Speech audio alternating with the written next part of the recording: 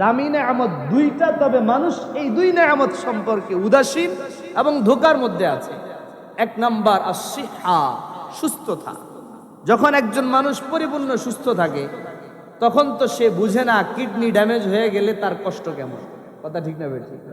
যখন মানুষ পরিপূর্ণ সুস্থ থাকে ক্যান্সারের রোগীর কেমন কষ্ট হয় ওই সুস্থ মানুষ বুঝে না।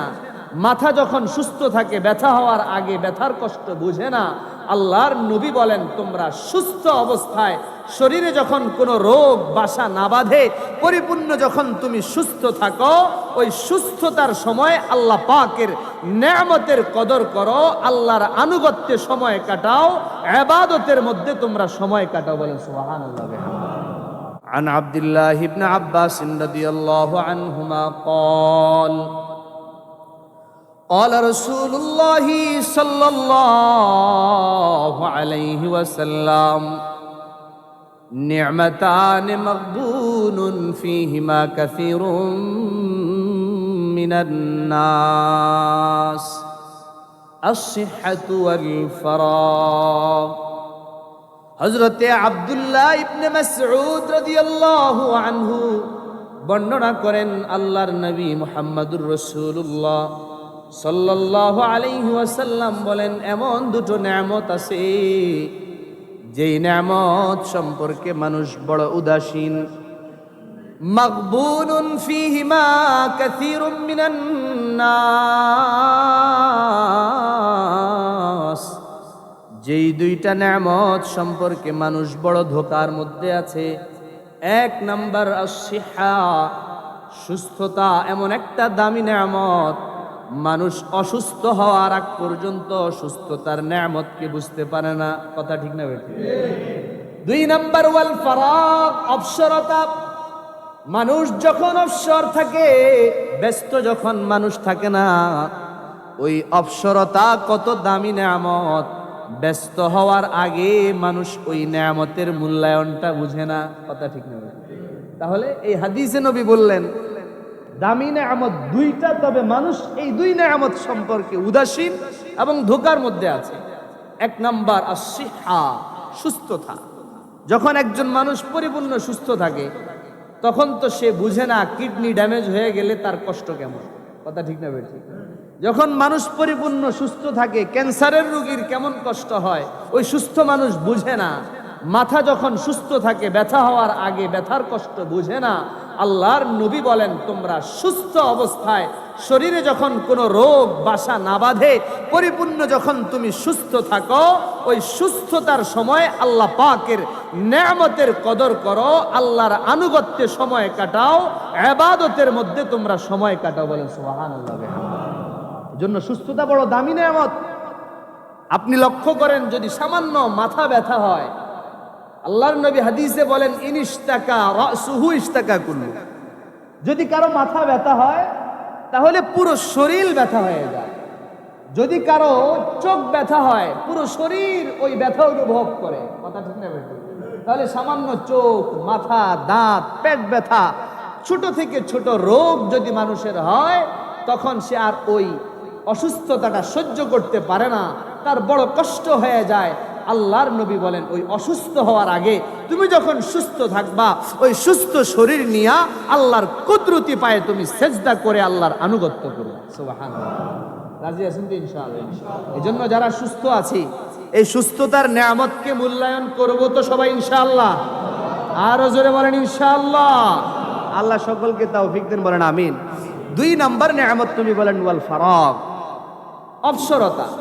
মানুষ যখন অবসর থাকে, সরকারি যখন ছুটি থাকে, ঈদের ছুটি, বিভিন্ন মৌসুমে ছুটি থাকে, ওই ছুটি অবস্থায় বলেন তো ইবাদতের সুযোগ কম না বেশি? আরে কথা বলেন, কম না বেশি? আপনার যখন অফিস চলে, সারাদিন অফিস করতে হয়, অনেকের আসতে আসতে রাতের 10টা 11টাও বেজে যায়। আমার সাথে দেখা হয় রাতের 10টা, কেউ 11টায়ও আসেন, মাগরিব এশা এর আগে কেউ আসতে পারেন না। তাহলে সারাদিন আপনার ব্যস্ততার মধ্যে কেটে যায়, অফিসে আপনার কাজের মধ্যে কেটে যায়, ব্যবসায়ী ভাইয়ের দোকান বন্ধ করতে করতে সারা দিন রাত কেটে যায়, আল্লাহ পাকের আনুগত্যের সময়টা অত বেশি পাওয়া যায় না। নবী বলেন এজন্য যখন তুমি অবসর থাকো, যখন তোমার ব্যস্ততা থাকে না, তখন ওই অবসর সময়ে তুমি আরামায়েশ আর ধোকার মধ্যে কাটায় দিও না, বরং অবসর সময় বেশি করে আল্লাহর আনুগত্যে সময় কাটাও। সুবহানাল্লাহ। রাজি আছেন তো ইনশাআল্লাহ?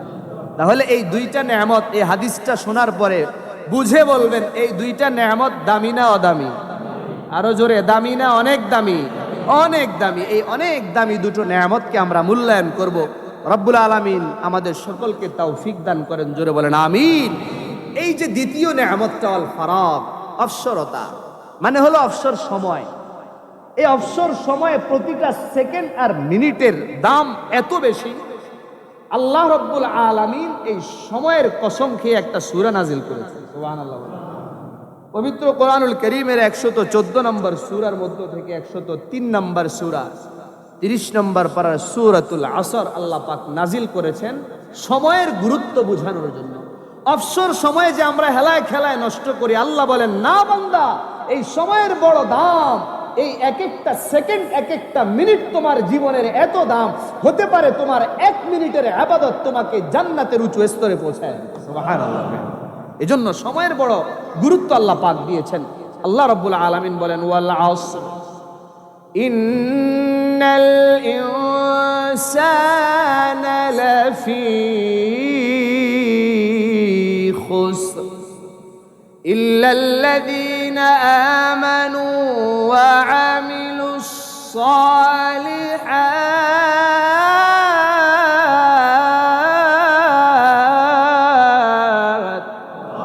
وتواصوا بالحق وتواصوا بالصبر। আল্লাহ বলেন ওয়াল আসর, যুগের কসম, সময়ের কসম, ইন্নাল ইনসানা লাফি খুসর, সারা দুনিয়ার সমস্ত মানুষ ক্ষতিগ্রস্ত। তবে 4 কাজওয়ালা, 4 গুণওয়ালা যারা আছে তারাই একমাত্র জান্নাতের মেহমান হয়ে যাবে। সুবহানাল্লাহ। সারা দুনিয়ার সমস্ত মানুষ ক্ষতিগ্রস্ত, 4 গুণওয়ালা মানুষ সফল কাম। 1 নম্বর গুণ যারা ঈমান আনছে, 2 নম্বর গুণ যারা নেক আমল করে, 3 নম্বর গুণ যারা সত্যের উপরে অটল থাকে, 4 নম্বর গুণ যারা সর্ব অবস্থায় ধৈর্য ধারণ করে। সুবহানাল্লাহ। এই 4 গুণওয়ালা মানুষ আল্লাহ বলেন সফল কাম। এছাড়া সময়ের কসম খেয়ে আল্লাহ বলেছেন রাত্রি দিন, সকাল সন্ধ্যা, দুপুর রাত্রি, সব সময়ের মিনিট সেকেন্ড ঘন্টা, দিনে রাতে, দিন মাস সপ্তাহ বছরে মানুষ সবাই ক্ষতির মধ্যে আছে। মানুষ সকালেও গুনাহ করছে, মানুষ দুপুরেও গুনাহ করছে, মানুষ সন্ধ্যায়ও গুনাহ করছে, মানুষ রাত্রেও গুনাহ করছে, মানুষ ঘুমের মধ্যেও গুনাহ করছে। যারা দাড়ি কাটে তাদের ঘুমের মধ্যেও গুনাহ হয়। নাউযুবিল্লাহ। তাহলে সারা দিন রাত মানুষ সময়ের মধ্যে গুনাহ করতে করতে ক্ষতিগ্রস্ত, এবং তারা তাদের জীবন তরিটা জাহান্নামের দিকে ধীরে ধীরে নিয়ে যাচ্ছে। এজন্য আল্লাহ বলেন তোমরা সময়কে বড় মূল্যায়ন করো, সময়ে তোমরা কোনো গুনাহ করবা না, সময়ে দিনে রাতে তোমরা কোনো গুনাহে লিপ্ত হবে না, সময়ের মূল্যায়ন করে ইবাদতের মধ্যে কাটাও, আমি আল্লাহ তোমাদের জন্য জান্নাতের পথকে সুগম করে দিব। সুবহানাল্লাহ।